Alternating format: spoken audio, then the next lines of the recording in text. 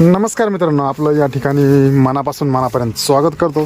तर मित्रांनो, काल संध्याकाळी जे काही वादळी पाऊस आणि वारा झाला त्यामुळं खूप शेतकऱ्यांचं या ठिकाणी नुकसान झालं की काही शेतकऱ्यांचे जे सोलर प्लेट बसले होते ते उडून गेलेत. काही शेतकऱ्यांचे शेतातले झाडं पडले. तर तुम्हाला दाखवतो की आमच्याही शेतामधले या ठिकाणी बघा डाळिंबाचे झाडं जे आहेत ते पूर्णतः उपटून पडलेत. हे बघा या ठिकाणी तुम्हाला दाखवतोय. त्याचप्रमाणे या ठिकाणी आपला जो डाळिंबाचा मंडप आहे तो पूर्ण एका साईडला रेलला आहे. ते बघा हे झाड या ठिकाणी